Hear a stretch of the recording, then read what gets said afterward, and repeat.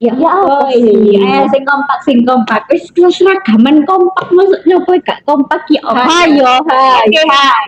1, 2, 3. Hai. Halo, Rek. Perkenalkan kami siswi dari SMA Muhammadiyah 1 Surabaya. Oke, kenalin semua ya. Nama aku Maura. Nama aku Nanda. Nama aku Suratul. Jadi hari ini sore ini kita bakalan gedabrus. Soal apa enak iki? Loh, hobi gak ditakon. Oh iya hobi ya Allah Ya marah-marah apa? ya apa?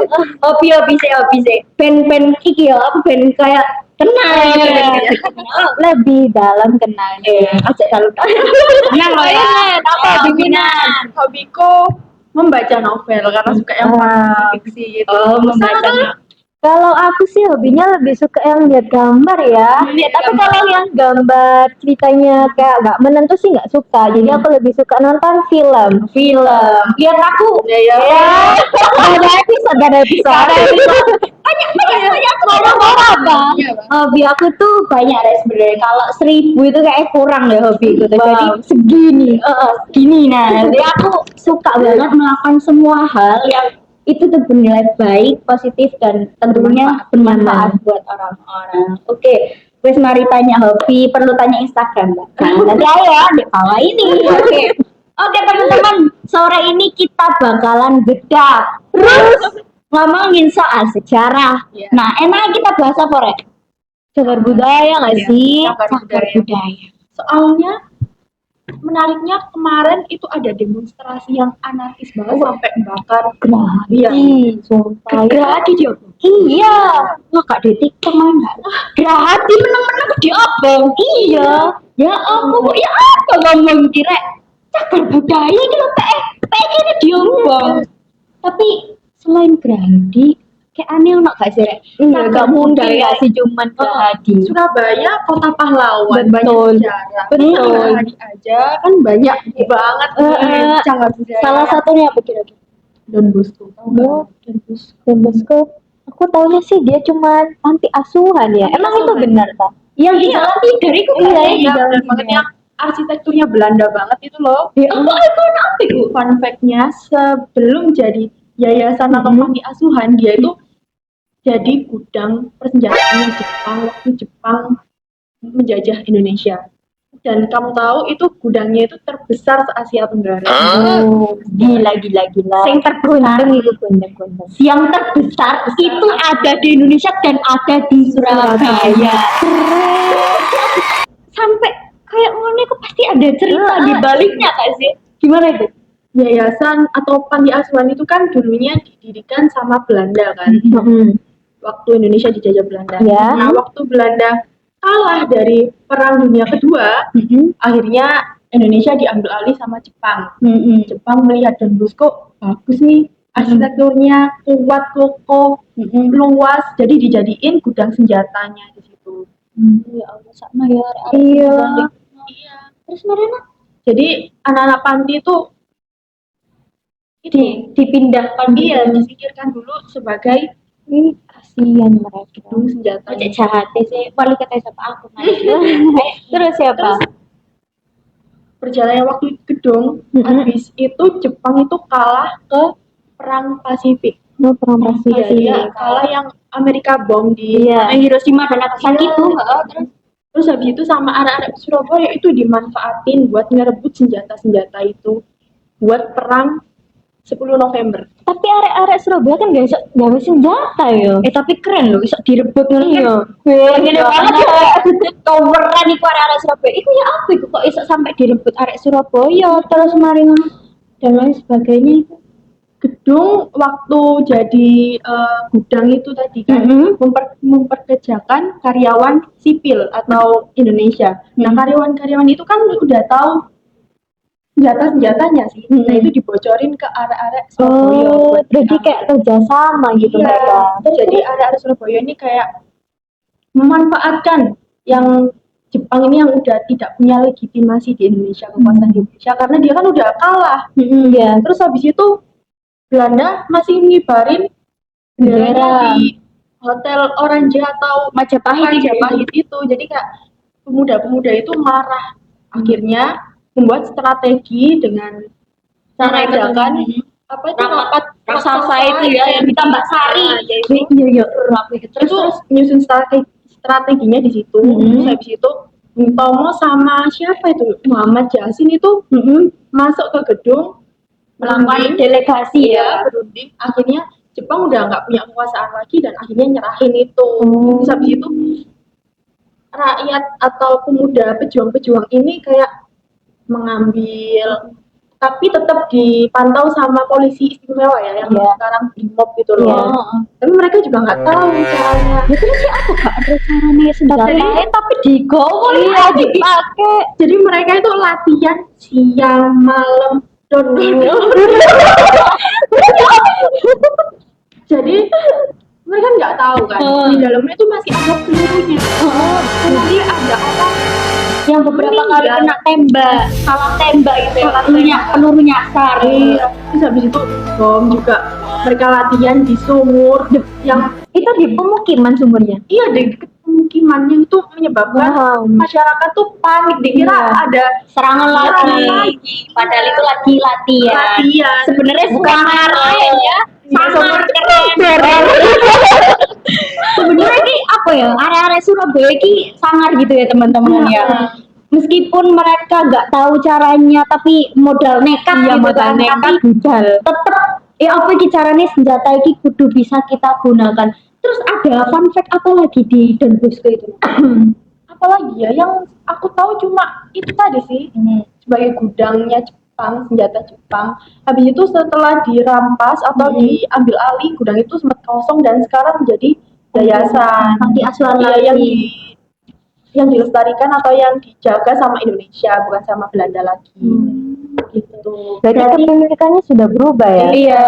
Jadi sampai saat ini setelah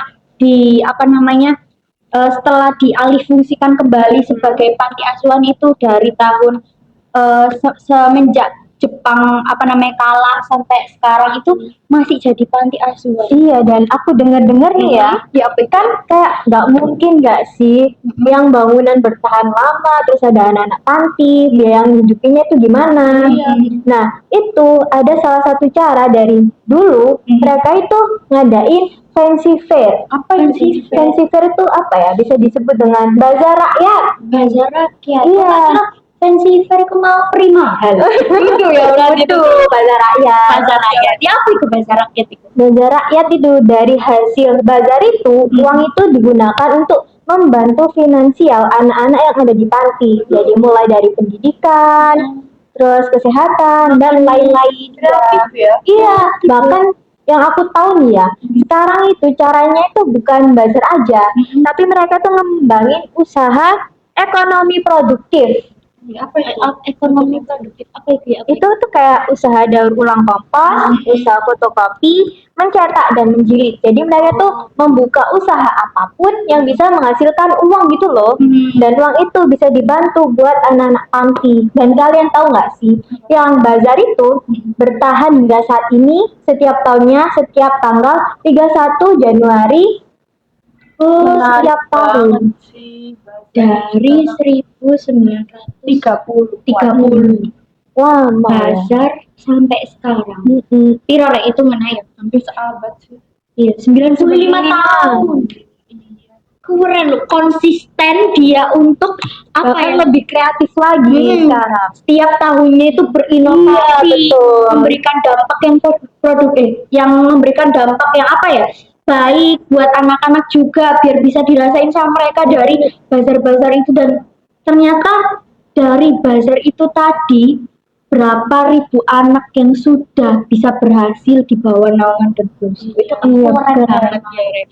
Terus ada lagi Kak yang kayak Don Bosco ini gak cuman panti asuhan toh, tapi juga punya sesuatu yang wow gitu, yang area Surabaya itu bukan sekedar panti, tapi mereka tuh juga punya yayasan pendidikan. Oh iya, yayasan pendidikan. Iya, jadi anak-anak panti tuh bisa belajar, menambah ilmu di sana. Jadi bisa apa ya?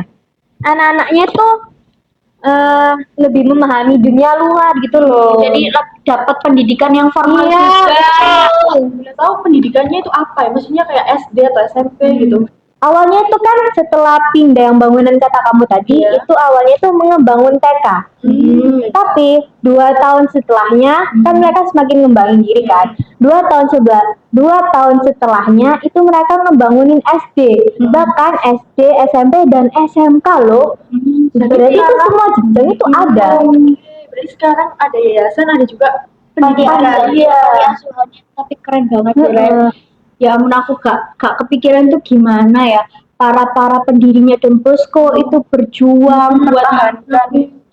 Tapi aku udah dengar katanya itu waktu Don Bosco itu apa namanya salah satu pendirinya itu juga sampai minta subsidi ke DPR buat menyekolahkan anak-anak Surabaya. Effort itu ya mereka ya. Terus juga itu ada misi mulianya juga buat nyebarin agama. Oh, jadi gak cuma pendidikan. Gak cuma pendidikan, tapi dari berbagai sudut juga ada. Kita udah tahu tentang apa ya sejarahnya yang panjang kayak gitu. Terus juga udah tahu dinamika dan struggle-nya gimana. Kayak sayang banget lek Don Bosco iki cuman dierui apa? Bahasa dierui kok apa? Diketahui ya kurang hidup di Surabaya memang seperti ini. Diketahui sebagai panti asuhan, tapi Don Bosco ini sebenarnya cagar budaya dan dia tuh terlupakan emang lupa padahal. Don Bosco ini kita naikkan lagi eksistensinya itu bisa berdampak buat devisa panti asuhan juga, bisa membantu banyak anak juga ya. Makanya sing menjadi permasalahan sekarang itu adalah Don Bosco ini sebagai budaya yang terlupakan. Padahal cerita itu wis unik, mau gudang senjata ya, terbesar se-Asia, terus mari ngono bahasa konsisten sampai tahun ini sudah 95 tahun. Itu bener-bener ceritanya masuk dengan kayak gitu kurang menarik masyarakat. Buat arek-arek Surabaya sing ngertine Don Bosco nang jalan Titer yo cek panti asuhan enggak itu jalan akeh yo dawa makane kalian kudu membaca. Nah, dari cerita Don Bosco sebagai apa namanya gudang senjata itu kan panti asuhan, terus timelinenya juga banyak banget.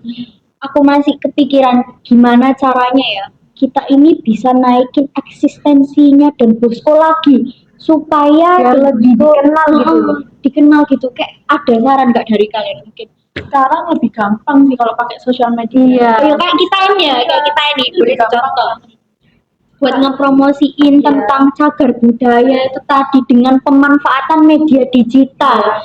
Karena sekarang serba digital.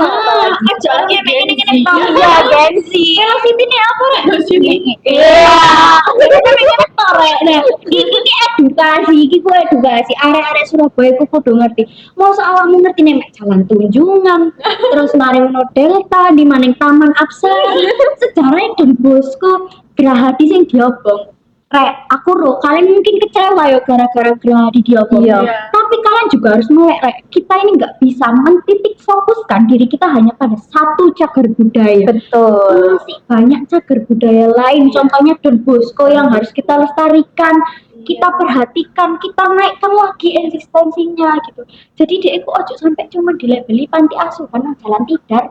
Ya gak sih? Emang padahal ceritanya kayak ngono menarik loh iki ceritanya. Sampai apa lek ngaran tembak-tembakan salah ada. Secara Surabaya tapi keren ya termasuk apa lek ngaran mereka iki semangat juangnya itu. Terus ada sing ngene tuh berjuang ya apa dan kalau dipikir-pikir lagi ya dari keuntungan kita naikin eksistensinya Don Bosco itu masyarakat itu dapat lebih tertarik lebih aware gitu sama Don Bosco kayak oh iya rek Don Bosco ini ternyata ngene mosok rone mek di panti asuhan ya kan iki Jepang digawekno cagar budaya apa lek mare gedung senjata lah iya nang kene ana bapakmu mbakmu berjuang kan yo mosok karo bikin kita kasih tahu ya dong. Terus mari ngono. BI iso nambah devisa panti kan banyak anak panti di panti asuhan. Itu mungkin mereka membutuhkan bantuan, kita bisa galangi dana. Dan sekarang rek platform-platform iku wis akeh yo. Aku jaluk tolong nak kalian kabeh. Ya apa caranya kita ini bisa lebih tertarik lagi dengan sejarah. Sejarah ini bukan hanya masa lalu. Ya jenenge masa lalu. Tapi Aja beda. dibahas. Tapi lek masa lalu saya iki lek niatnya positif, nilai positif, nak kudu dikembangkan ya. Iya. Dan dari semuanya itu tadi kita bisa simpulin bahwasanya Don Bosco memori kolektif Revolusi Surabaya 1945. Loh, kak keren tak podcast judulnya ngene ya. Keren abis. Pegel iki nek mari mulai sekolah dikon nge podcast tapi ya apa maneh ya? Pembahasannya menarik ini. Ono maneh Kak sing pengen kalian kulik ngono ya. Apa carane kita ini bisa memanfaatkan media sosial gitu. Media digital gak hanya dari TikTok, podcast tapi juga yang lain untuk mengeksistensikan cagar budaya yang lain. Ada nggak saran masukan di apa tertentu BL? Ini nggak siapa video dokumenter bisa nggak sih? Duh iya dokumenter ya. Dokumenter. Habis itu storytelling. Iya betul. Omara itu orang-orang tuh anak muda Apalagi tuh sekarang lagi naik-naiknya ya. Ingin aku kayak gitu itu ya. Ngomong-ngomong deh Ya, yang masih menarik. kayak mata ya apa ketika kita bisa berbicara terus memberikan dampak yang positif buat yang lain kan itu sangat membantu sekali. Betul. Oke teman-teman, itu saja podcast yang bisa kita sampaikan. Jadi jangan lupa kalau cagar budaya itu bukan hanya bangunan masa lampau, tapi ya juga memiliki nilai atau eksistensi yang harus kita naikkan kembali. yang harus dilestarikan. Nah, sebagai bentuk apresiasi kita terhadap perjuangan pahlawan sebelumnya. Oke teman-teman, wes mari ngedap bruse wes aja suwe-suwe ya kan. Aku wes seru ya. Awakmu kita ngedap bruse. Iki ndelok podcast iki ambek mangan. Ambek Mangan jajan. lu jajane gak bisa mangan. Kita lihat ada jajan. Ya, jajan. Iki mari apa bahasa rek bahasa Inggris apa? Yapi. Yapi itu duwe maam. Itu duwe maam buat menambah energi kita. Amunisi ini. Aku ini rek. Aja lali rek yo. Iki mau videoe aja mbok delok tok, tapi yo mbok share. Terus pokoknya sebarno kabeh. Ya aku kira aku mangan mek ngomong tok. Tak ngelak sih. Oke. Aja lari ya rek ya. Video iki aja mbok berhenti nek kamu tok. Kudu mbok sebar luas no. Terus kalian bagi area-area Surabaya rungokno aku. Aja iso mek ngene-ngene tok. Ayo rek, gawe video dan lestarikan cagar budaya Indonesia. Oke semuanya, gitu dulu dari kami. Wassalamualaikum warahmatullahi wabarakatuh. Dadah.